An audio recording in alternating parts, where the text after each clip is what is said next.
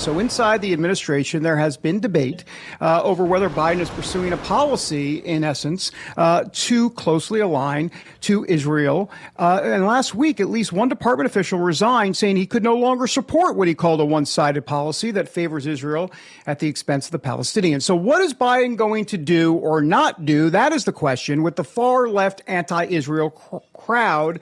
Let's get more on that with presidential historian Craig Shirley. Craig, always good to see you. Please tell me that Joe Biden won't turn into Jimmy Carter 1979 with Iran here, because if that's the case, we might as well all pack it up and go home. What's your take historically on this, Craig? Boy, David, I've thought about this a lot over the last couple of weeks, and there are hauntingly similar circumstances between the Carter presidency and the Biden presidency. Is that now you have what bedeviled Jimmy Carter for the last year of his presidency was the Iranian hostage crisis. And contrary to what Peter Baker, reporter with the New York Times, he wrote several months ago in the New York Times, believe it or not, 40 years later, that Reagan somehow manipulated the hostage crisis, which is made up out of whole cloth. It was totally untrue.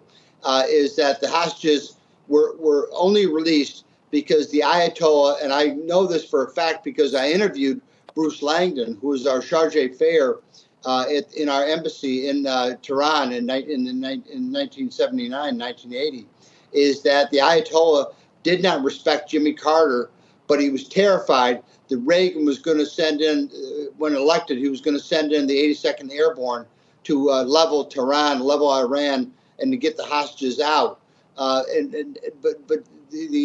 nobody fears that now about Joe Biden, that he's going to make some dramatic move to free the hostages. Nobody thinks that at all. Is that this is a problem when you have a president who was a tower of jello, like Jimmy Carter, is their weakness.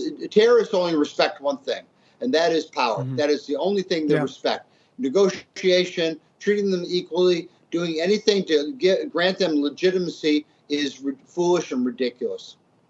We've seen the summits before, Jimmy Carter summit back in the day. Of course, we know about Bill Clinton and having his summit there with Yasser Arafat and all of that with the Israeli leader at the time. This idea that there's supposed to be this two-state solution, I mean, it's hogwash. I mean, first of all, how can you have a two-state solution with one side that wants to have you no longer exist, number one?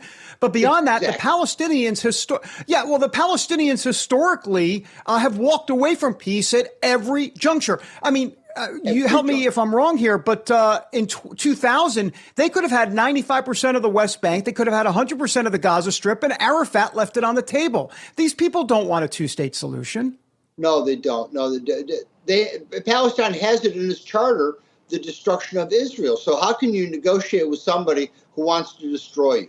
There is no negotiation with these people. The only thing is to keep them contained and keep them. But you know the other problem, David, that is in the immediacy and in the future is the problem Joe Biden's got in his own party, is that you have radical leftists who view everything through the prism of anti-Americanism.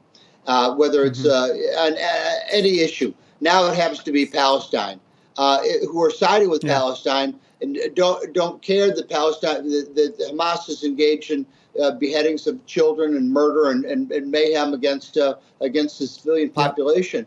You've got millions of Americans who are on that, millions of liberals, leftists who are on that side. Sure. And that poses a real problem for the Biden administration and Joe Biden's party going into the election next year.